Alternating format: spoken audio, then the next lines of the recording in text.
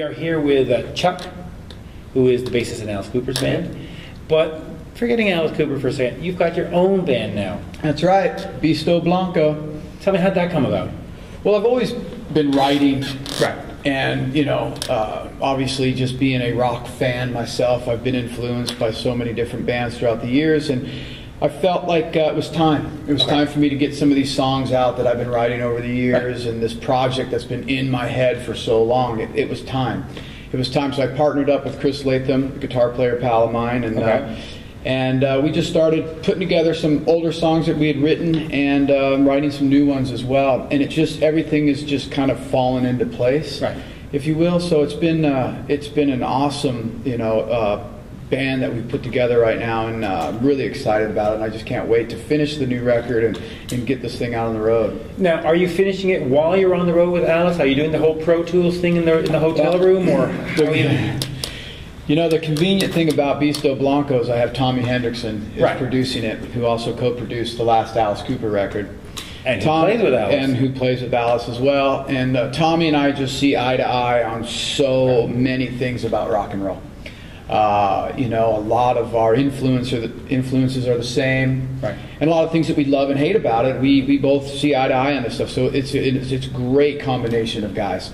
So I do have the advantage of you know, having your producer on the road. Yeah. So Tommy and I have been working. You know, I've demoed up a bunch of stuff, and then I bring it on over to him, and he says, "What the hell are you thinking? This stinks," or he loves it. And we go from there. And so far, it's been great. So we've got almost the whole entire record demoed up.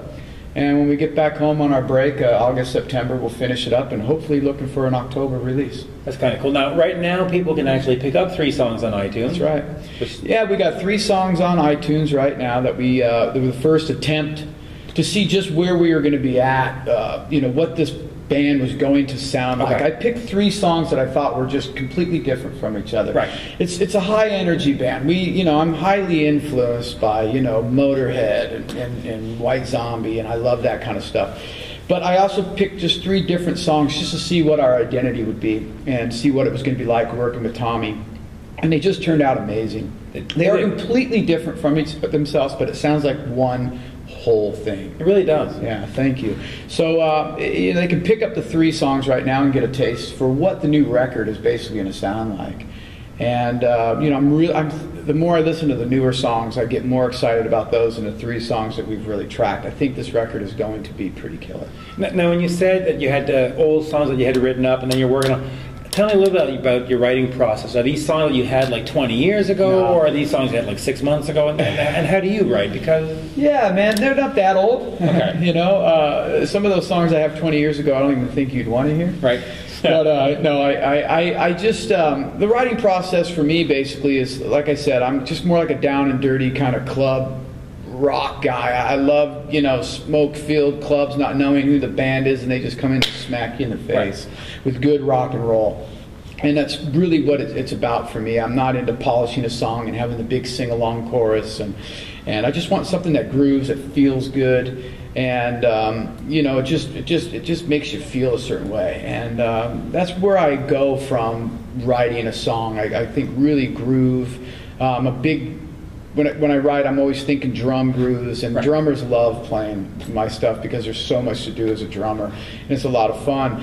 So, you know, these songs were songs that either I may have presented to Coop at one time that they didn't quite make the record, or were just songs that I knew one day I was going to get the chance to just do my own record. I just wasn't quite sure when that time would come. And when Tommy got into the band, I knew that the time was right. I had to strike now so I could get him involved in this thing. And it's been great. Get him to work for free, right? No, well, I wish it was that easy. You know, you get what you pay for. And Tommy's worth it as far as I'm concerned. We took this project very seriously, and we obviously were friends and we're bandmates, but when it came to doing Beasto Blanco, we really just looked outside of that. We looked at what the Beasto Blanco was going to be, and we approached it from that standpoint. Tommy was the producer, and I was the musician, and I hired him to do this, and I took his advice and, you know, never gave him a heartache about anything, and I'm so glad I did that because I just think it turned out fantastic. Now, is this a band that at some point you hope to tour with? Absolutely. Okay. Yeah, that's the goal. Yeah, I want to bring it out there. I'm getting a lot of people that want to know when we're playing and what we're doing, and that's going to happen soon. But it's going to be difficult between Alice's commitments and some of the other things you do. Yeah. Rock and roll ain't easy, man. Yeah. So how are you going to fit it all? We're going to have to figure it out. Hopefully, we can get maybe get Alice to put us on the bill or something, you know. And in the meantime, I'll just play on the downtime. And if the response it keeps coming the way that it is, and I'm able to keep writing quality stuff and giving the audience some good music to listen to, maybe this is something that will be my thing to fall back on instead of being a carpenter or pizza delivery guy. Right. You know? Now, you also mentioned drummers, and one drummer that, as you can see by Kiss here, Eric Singer. You've played with him in ESP. I think I've heard that guy. Yeah.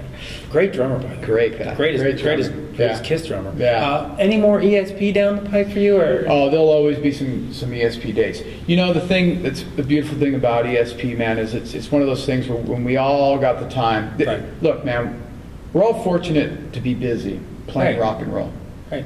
Being a working musician is exceptionally difficult. It's great, and we're all very fortunate to be in that situation. Me, Bruce, Eric, and John. Right. So when our time allows and nobody's touring, we will put together something. We tried to this last year, but our schedules kept conflicting with Grand Funk and Alice and Kiss. So there will be some dates in the future. Absolutely, that's a project that I really enjoy being involved in, and it's more of a project. And to me, Beasto Blanco is a band. It's going to be something that. Is it through ESP that you discovered your singing voice? Because you were doing some of the sort of the Gene songs during ESP. Is that where I've always been a fan of Gene's singing. But is that where you decided I want to be the lead singer in my own project? And Lemmy, I've always sang like that. I've sang like that for years, and I was able to kind of maybe hone it in a little bit with ESP. Figure out, okay, I can't sing like that. I'll blow my voice out, or my lungs feel like they're going to fly out of my mouth at times, and just kind of hone it in. And I mean, that's just basically,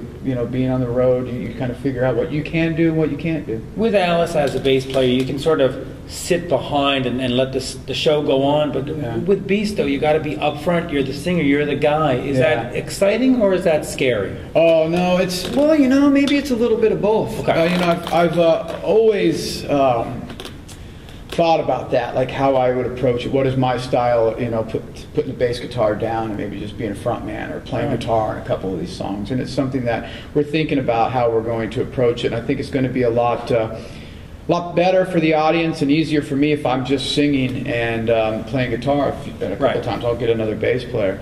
But I've learned a lot from Alice Cooper. I've learned a lot from Dio, and I've learned you just got to be yourself. I feel very comfortable behind the microphone. Obviously, I wouldn't be in this business if I didn't love the spotlight and I didn't love playing in front of people, and there was a little bit of my ego that drives me. Do you have to prepare differently for a show? Absolutely, yeah. There's going to be a lot more mental preparation for us and vocal preparation, obviously, and really, I can't just let the show go. No. If I'm in charge of it. I'm in charge of it. And that's the beautiful thing with learning from one of the best in the business. Alice Cooper and Ronnie James Dio were hands down were some amazing It would be teachers. Ronnie's 70th birthday today. Yeah. So, God bless that guy, man. He gave me a big start in the music business, and I learned a lot from him, and I'm just glad to call that guy one of my good friends, man. I think about him all the time. Yeah, he really is. Now, you've been with Alice for 10 years now. Yeah. Over the last 10 years, there's been a few drum changes and a few guitar changes. And A few, well, less than LA Guns changes members, but still, there's been quite a few. But why are you holding out, or what keeps you coming back, and why does Alice keep inviting you back? Well, I'd like to think that Alice invites me back as the fact that him and I get along really well. Right. Alice says that every time there's going to be a change or something happens, Alice always calls me and says, you're my rock. You're the guy I can always count on. Mm-hmm. And I take pride in that. Good. I've played bass in several different bands. Like we said earlier, I'm a working musician. So that's part of the job.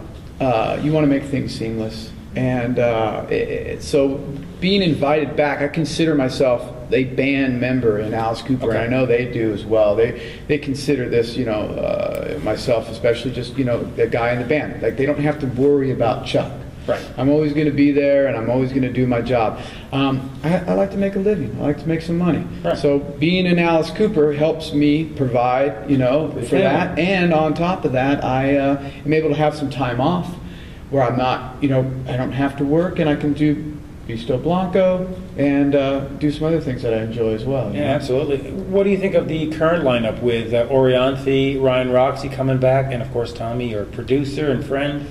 Yeah. And, that's a great sound, I think, personally. It was a little, at first you're thinking 3 guitars, man, you know? Yeah. And, well, most rock bands don't do that. Yeah. It's 1, 2. But you listen back to those old Alice Cooper albums, and pretty much any record, it has multiple guitar parts, you know? This isn't just one guitar part and you do a solo. There's always a lot of stuff going on. And also there's some keyboard parts and stuff that are in those older Coop songs and even some of the newer ones. So when they brought it in as a 3-guitar band, I, kind of was like one of those things, well, we'll see where this goes. And where am I going to fit in as a bass player? How do I keep this a level playing ground? And that's tough. So I got to say, Tommy, with such a great musical ear that he has, really worked hard on coming up with this who's playing what. And Ori and Ryan and Tommy really came in prepared this year and put together, which I think is just an amazing sound sonically for guitars.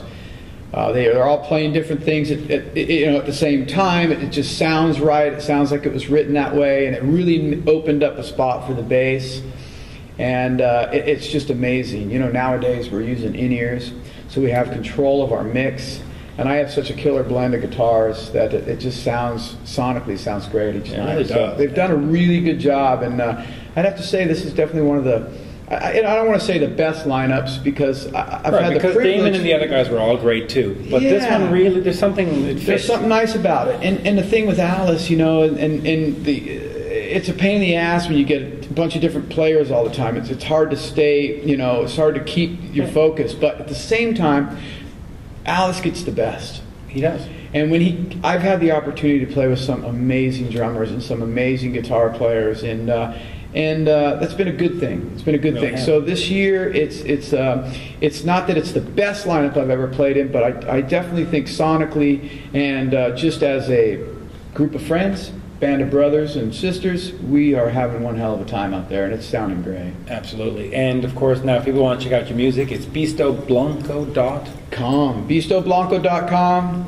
Like us on Facebook. Go to iTunes. Beasto Blanco. Pinterest. Yeah, you're all over those. All that stuff, man. We're working really hard, and I got to say, really, honestly, man, thanks to the fans out there for all their great comments and messages and downloading the songs, and we won't let you down with this record, man. And last question real quick. The 3 songs that are out now, will they be part of the other album, or is this just a taster and then you got 10 new ones coming? They're going to be part of the record. They're going to be part of the record.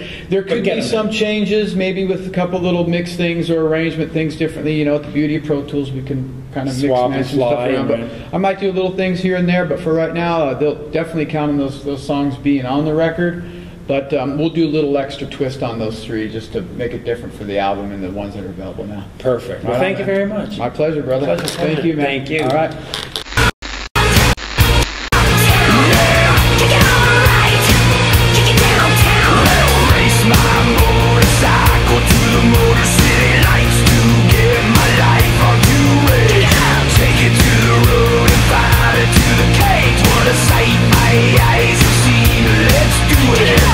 Down to